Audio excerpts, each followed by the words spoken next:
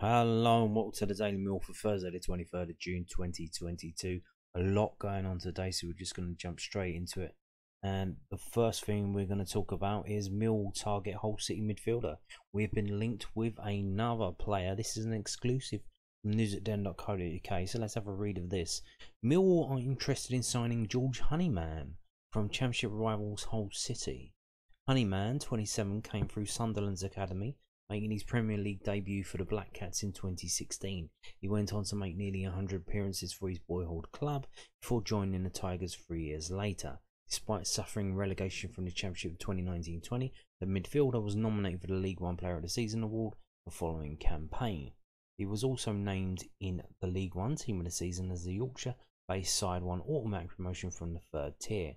Hull triggered a one-year extension in Honeyman's contract in May 2022, so that's last month, but Newsatden understands that the Lions are keen to bring him to the Den this summer.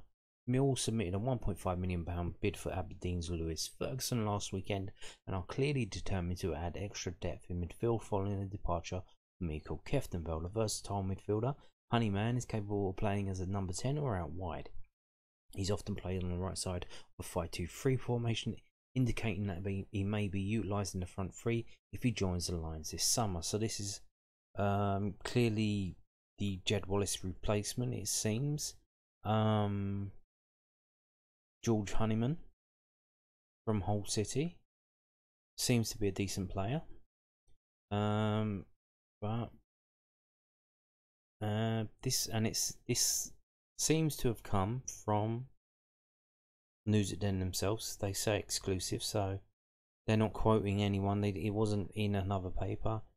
It says Newsatden understands, so that means suggests that they got the information from Millwall Football Club. What does that mean?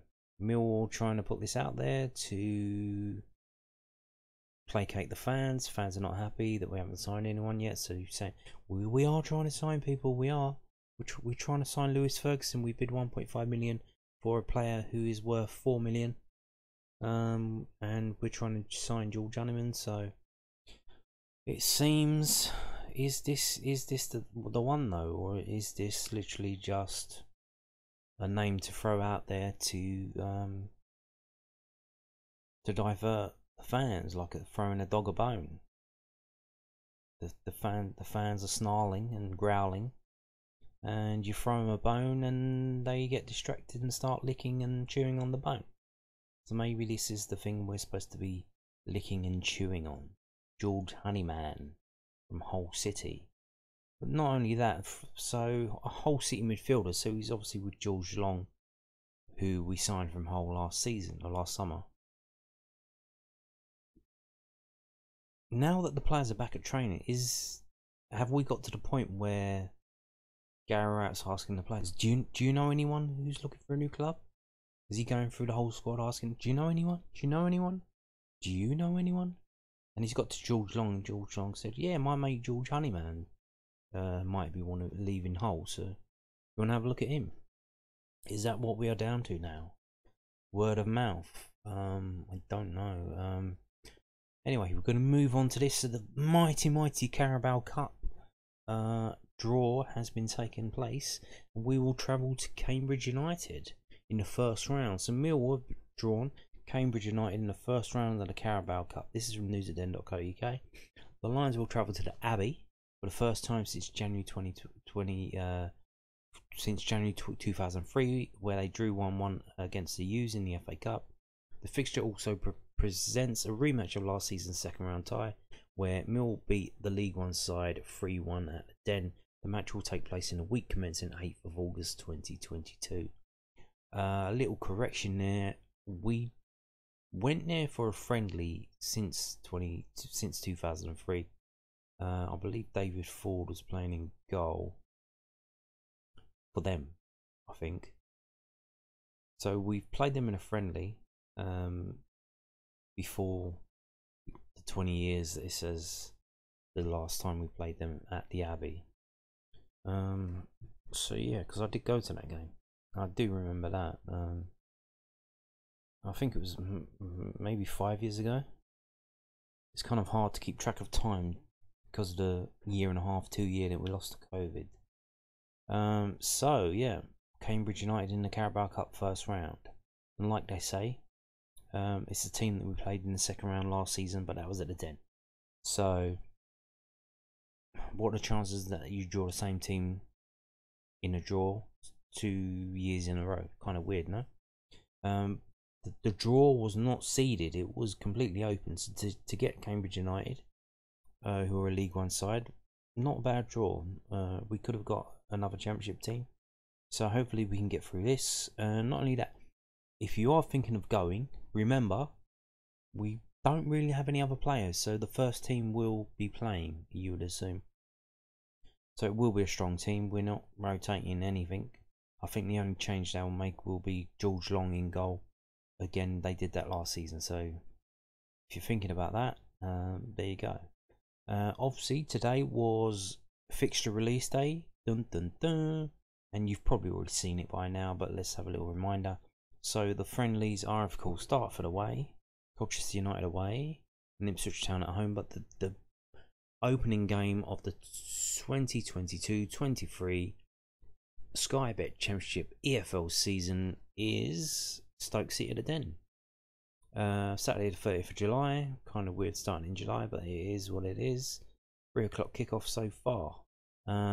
And Sky have already made their selections for the opening day games, and this is who they've chosen. So that these are the games they're shown in the Championship. 4 different games over the Friday, Saturday, Sunday, Monday, and obviously we are not one of them, which is no surprise because the club put out a statement last season, I believe, or maybe the season before, heavily criticising Sky for their coverage of Millwall Football Club in matters unrelated to football. And since then, I think we've only had 2 games on Sky, so fuck Sky. Let's carry on. So this opening month is an absolute grind. To be honest, I don't know how this is possible.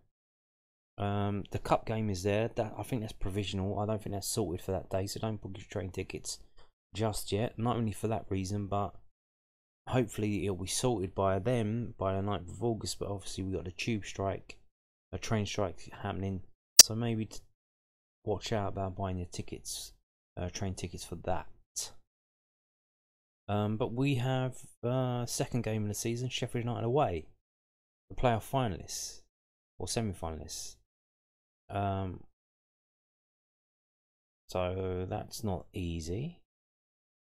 And then we have Coventry at home, midweek games, Swansea City. Now remember, midweek games, we should be able to see them on the new Millwall TV, maybe through recast. We don't know how it actually works yet. But the midweek games, you assume, I don't know, the away ones, I assume that Millwall have the right to the feed that they can then sell to Millwall fans.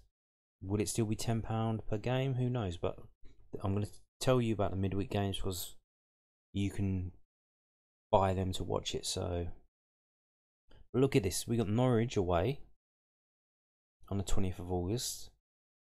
And then we've got Burnley away on the 30th of August midweek. We've got 2 of the relegated teams, 2 of the teams that were in the Premier League last season in the opening month. How is that? Who did these fixtures? Was it a West Ham fan? Was it a Palace fan? But is this a good thing? Is it good to get them to play them early, as the players are adjusting to the Championship rather than the Premier League? Have they? Well, we know they've let quite a few players go. Will more players be leaving? Not only that, but after these opening, what is it? 1, 2, 3, 4, 5, 6, 7 league games. The window closes on the 1st of September. We have 7 games to see how good or how bad we are. We're playing arguably the best of the best. Norwich, Burnley, Sheffield United. Stoke ain't that bad. Coventry did quite well. Will they repeat that? Not too sure. We're playing some decent teams here. We've got Swansea away. How will we do against them? If we haven't signed anyone notable by then, if we still have money left available, we can use it to buy players before the 1st of September.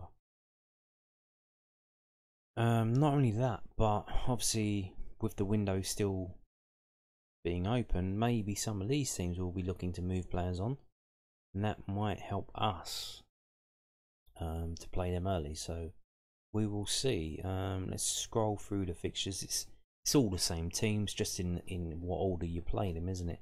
So Queen's Park Rangers at the Den is a midweek game. Cardiff City at the Den, first game in September, 3rd of September.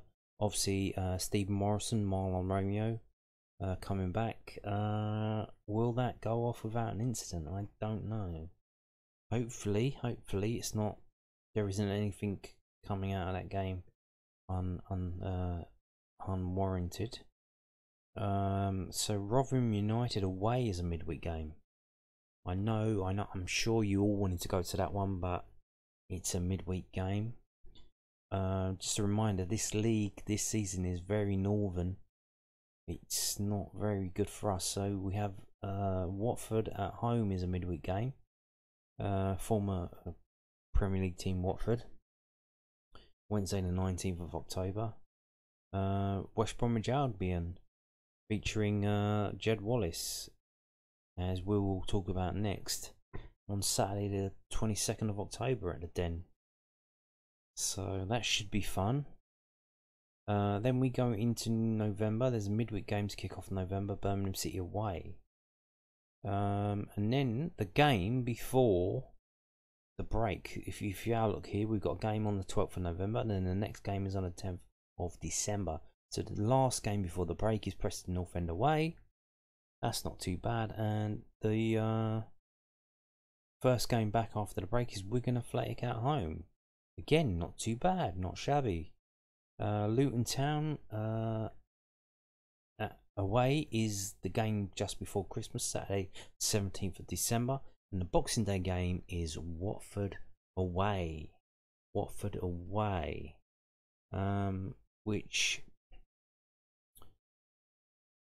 would usually be well attended, but on Boxing Day the trains will not be running. The tubes don't think run. Buses will be running, but you want to take 3 buses to get up there or drive. You're gonna have to get a lift with someone, drive up there, or get a coach. Can you imagine getting a coach to the Watford game? What are we, Crystal Palace? I mean, come on. But it's on Boxing Day. What are you gonna do? Yeah. Otherwise, you're gonna have to get like 4 buses from South London all the way up to Watford area, which isn't even in London. It's outside of London. Do they even have London buses go there? I bet they don't. And then we've got another midweek game, but will this be live on Millwall TV? I don't know. Bristol City at the Den. So the only Christmas game we have over the festive period. So we've got the back end. We've got 2 at home. Thursday the 29th, Bristol City at home. New Year's Day, Rotherham United at home. So not really big teams and nothing to get excited about. Maybe one to take the kids to, something like that. Rotherham United, definitely. Maybe something like that. Family outing. Cardiff City away, 21st of Jan.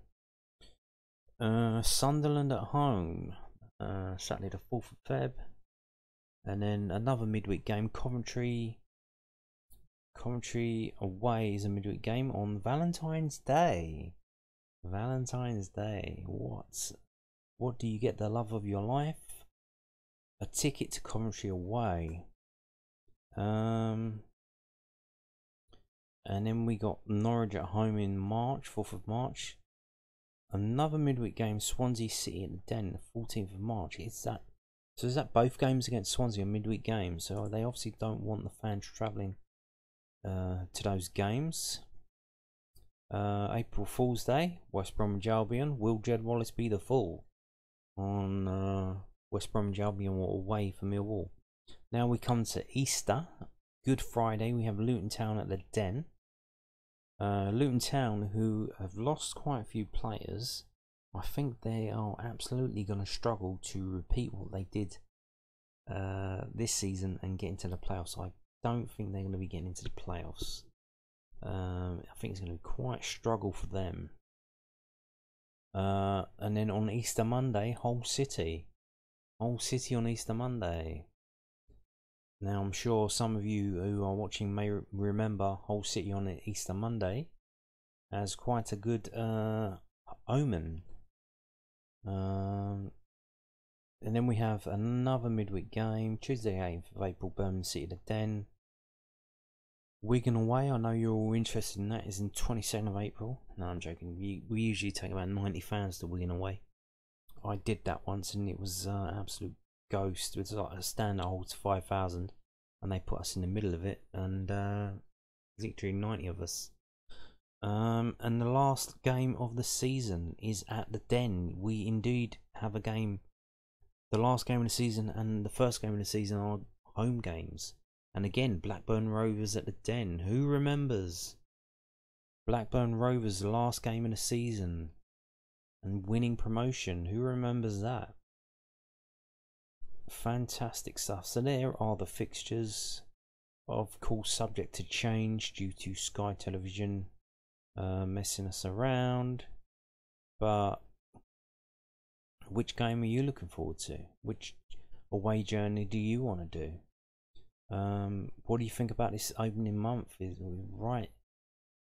It's a tough one, isn't it? Burnley away, Norwich away. I mean, we don't even have a full team of players yet. So Sheffield United away as well. Holy moly, holy moly! Isn't this? What do you think about that? That is tough. But here's the thing. If we face adversity in the opening month of the season, we still have time to correct it. We still have time to fix it. We still have time to change things. We can improve. So if we have an absolute stinker in that starting month, that may be a good thing. It very may well be a good thing. So there are the fixtures. We're going to move on now to what we've kind of already spoken about, Jed Wallace. So there he is. Millwall's Jed Wallace signs a 4-year contract at West Bromwich Albion as a move made official. Yeah, the move has gone through. A 4-year contract, so basically taken into his 32nd birthday. So literally seeing out his career at West Brom, it seems.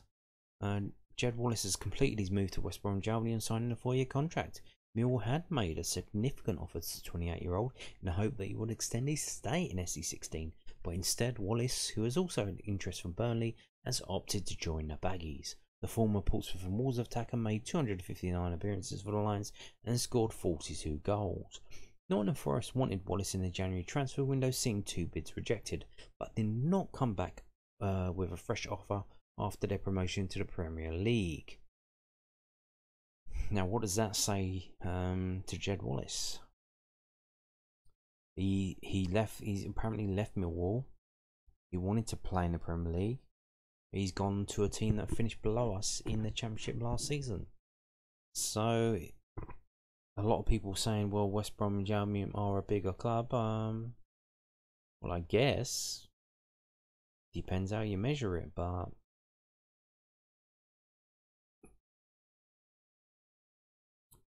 West Bromwich manager Steve Bruce said Jed will be a massive asset to our team, and I'm absolutely delighted to get him through the door. He's somebody who I've admired for a long time and have tried to sign before. He's got pace, power, and penetration in the final third, and above all, is a top pro. To have secured our 2 primary targets in Jed and John Swift is terrific, and to get those deals both done before the squad return for pre-season is testament to the hard work being done behind the scenes by Ron Gourlay and the recruitment team. So there you go, rubbing our nose in it there. That's what we wanted to do.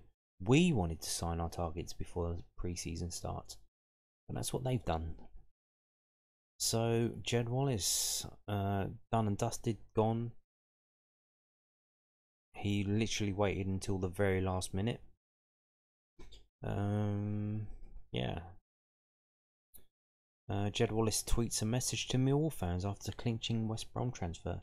Do you want to know what Jed Wallace had to say to you, Millwall fans? This is from londonnewsonline.co.uk, as was the previous story. Jed Wallace has thanked Mill's fans for their passionate support after completing his move to West Bromwich Albion on a free transfer. The 28-year-old is confirmed as a Baggies player. Yeah. Wallace tweeted, "As everyone knows, I have taken the decision to make the next step in my career. I have made memories and friends that will last a lifetime, and I want to pass my special appreciation on to Mr. John Berylson, Neil Harris, and Gary Rowett for the constant belief in me over the past 6 years. More importantly, thank you to the fans for the passionate support I've been proud to give 100% every time I pulled on the shirt." And there he goes, off into the sunset. Will he get promoted with West Brom? It seems he wanted to play in the Premier League. I think the only way he can do it is get promoted with West Bromwich Albion, because Forest are in the Premier League now and they didn't come back in for him. So what does that say? It means they probably didn't think you were a Premier League player. But there he is. He's there for 4 years now. Another player leaving today, apparently. This isn't confirmed, but it's rumoured. A lot of places are saying it. This is from the dailyrecord.co.uk, which is a Scottish newspaper. Zak Lovelace set for Rangers. That's Glasgow Rangers, not Queen's Park Rangers. Transfer after Millwall wonder kid informs lines of move to Ibrox. Record Sport first revealed interest in the teenage starlet and is now poised to move north of the border. Rangers have won the race to sign Millwall teen sensation Zak Lovelace after Record Sport first revealed in January the Ibrox side were on the trail of the striker. And the Light Blues have beaten a host of clubs to land the player who has made his top team debut in the Championship for the Lions at the age of just 15. He is the second youngest player to ever appear for the club and had to get permission from his school to play. The frontman doesn't turn 17 until January 2023, but has already made a handful of appearances in English football second tier after his scoring exploits at youth football for the South Londoners. New Den boss Gary Rowett has frequently allowed Lovelace to train with the first team, but speaking earlier this year admitted he was powerless to stop him leaving Millwall. English Premier League pair Leicester City and Brighton, which is two of the top flight clubs linked to a move for him, but Lovelace has reportedly informed Millwall that he will join Rangers and can officially join the Ibrox club on July the 1st when his registration finishes at the Den. So Rowett said the club have made it clear we would like Zak to be part of what we do next year and on a full-time basis. That's our aim. There is an inevitability, unfortunately, that some of our better young players get poached by other clubs. To a certain degree, these fees are a little bit out of your hands. For those type of players, there is a structure in place with the likes of Premier League teams or other teams trying to sign those players. Until they have signed professional contracts, we are always open to them coming in and pinching them, like they have with so many other youngsters that have been well documented over the years. But hope for us is always the same. We've got a plan for Zak to take steps to get him in our first team.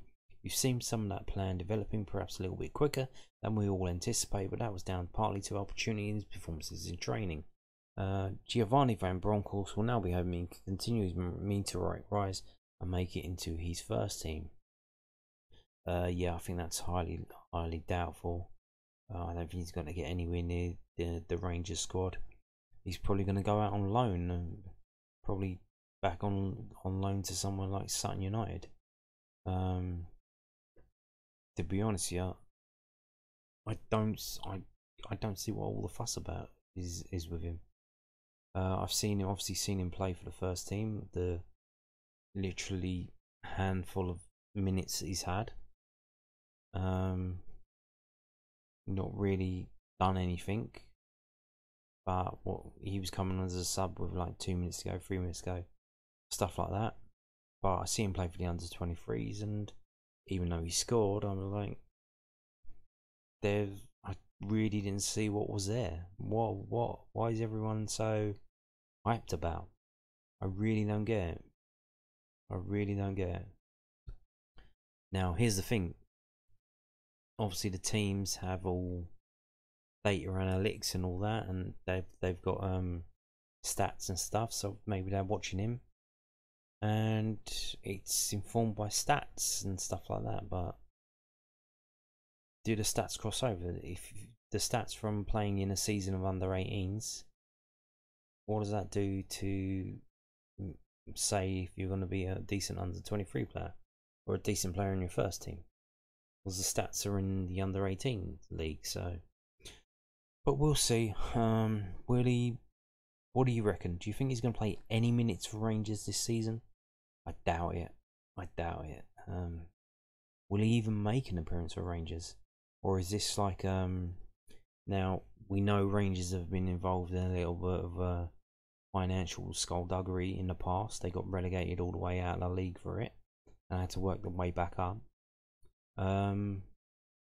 Is this a ploy to get Zak out of Millwall without compensation being paid? And Rangers is just a landing spot for him in paper only, and he can, after a certain time, so obviously there's a limit after the Carlos Tevez thing. FIFA brought in a limit. You can only be registered for 2 clubs in a season. You can't be registered for 3 clubs in a certain season. So I don't know when that runs to, but I don't think. I think once he gets registered for Rangers, I think he can then go and register somewhere else. Now they could sell him straight away to someone else and then take a cut of the fee. Literally, they get paid to do nothing. They get paid just to take him. Now why? Because the compensation agreement between the EFL and the Premier League is very strong. The Premier League have agreed to these high compensation figures when they take a player from an EFL club. The agreement in place between the EFL, the Premier League and Scottish teams is a lot less. It's not as robust because they don't have that much money. So what's happened is a lot of players are using that as a way to get out of the team that they're at without getting heavily limited by the compensation package that would be required if they wanted to go to another English team, and then they leave the Scottish team to another English team to get to where they want to go. So they go A to B via C. Is this what we're seeing? I don't know. It's all very weird. But who remembers all the old players that we had that flattered to deceive? Cherno Samba, supposed to be the next big thing. He wasn't. He's a football agent now. It doesn't always work out. Just because you're a decent striker at an age restricted level doesn't mean it translates into adult football. So we're going to move on now to this. We have more pictures from the training ground.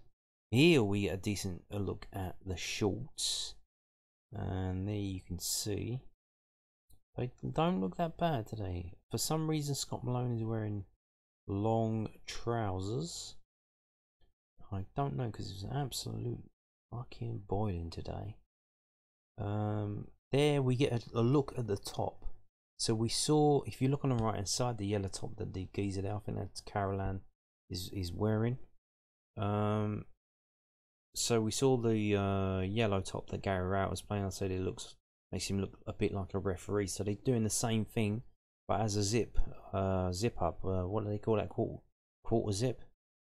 So that's available there as a quarter zip, it seems. I think these are all available from the 1st of July in the new club shop. Let's just scroll through these pictures. There's Danny McNamara there stretching. Ryan Leonard, Jake Cooper. There's Hayden Muller. It looks like he's got some new tattoos there. Interesting stuff. I think he's ripped his bra there. I hope that's okay. There's Billy Mitchell there. Sean Hutchinson. having a little look over his shoulder. What's going on there? And you start to see some of the squad numbers. So Hayden Muller there, number 35. Alex Mitchell there. And there's the shot of the top that I was talking about. Yellowy colour. Neon yellow, will they call that? Is that what they call it? There's Paul Robinson there. There's Nana Boateng. Tom Bradshaw getting a sweat on. Tyler Berry in the background, again wearing long trousers. It looks like he's got some new tattoos as well. What's that on his left arm there? Is that his shopping list? I don't know. Nana Boateng there with the long trousers as well, number 38. Danny McNamara, nicely tanned. Scott Malone. Being Paul Robinson telling them where to go. Looks like B-Sart Topolodge there in the background. Adam Barrett there with his shirt tucked in. Billy Mitchell. Ryan Sanford, number 13. There we go. This is new. We've seen this. So they have the players training zip up. That's a quarter zip as well. That looks interesting stuff. Is there a motif in that, or is that just the way the light's falling on it? I think that's just the way the light's falling on it, but it's got these like sort of crisscross or dots. Interesting stuff. There we are. A better look at it there. Yeah, that doesn't look that bad, does it? It doesn't look that bad. Biakowski there.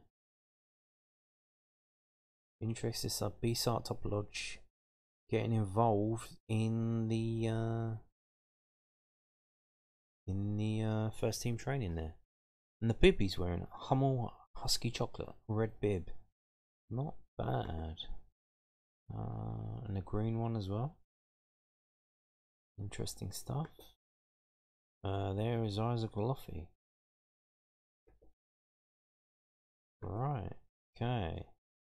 Mason Bennett and Murray Wallace. And Murray Wallace back from the injury that got him subbed off early on against Bournemouth on the last game of the season. Hopefully he doesn't get injured, because we really can't afford any more injuries.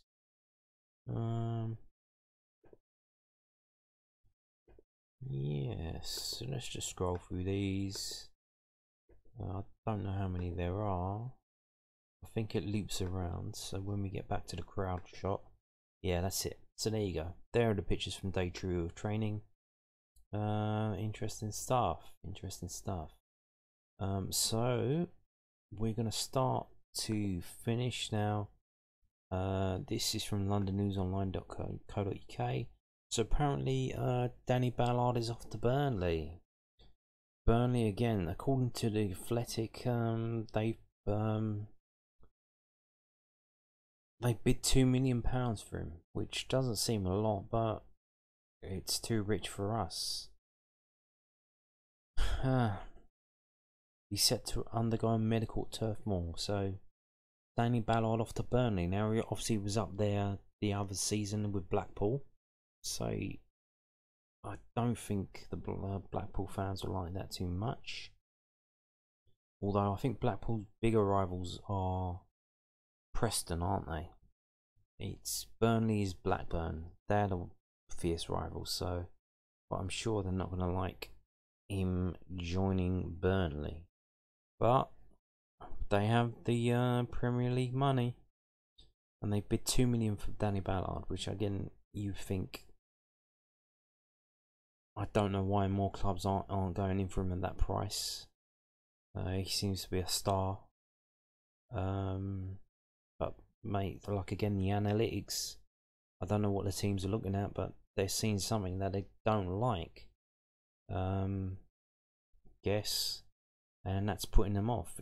It's putting them off. So we'll see. Or maybe as well, the reason why a lot of clubs can't going is because Arsenal did say that they were going to put conditions on. They want first refusal to buy back and stuff like that. So maybe that's putting some clubs off. So yeah, Good luck to him. Good luck to him there. We're going to finish with this. There's the new match ball for next season. Puma ball. Yeah. It is what it is. I don't know how it's going to go. It says it's got contours between the panels to form deeper channels, resulting in perfect ball flight aerodynamics. Okay. It's got the EFL logo on, but there will be specially designed balls for the EFL Cup, which is there. They're in the Carabao Cup, green and blue. Looks kind of like Scottish design, doesn't it? So if you manage to get one of them comes in the crowd in the Carabao Cup game. If you manage to get it, you've got yourself a collector's item. And there you have it. A lot going on today. Still haven't signed anyone. But maybe tomorrow. And on that note, thank you for watching. And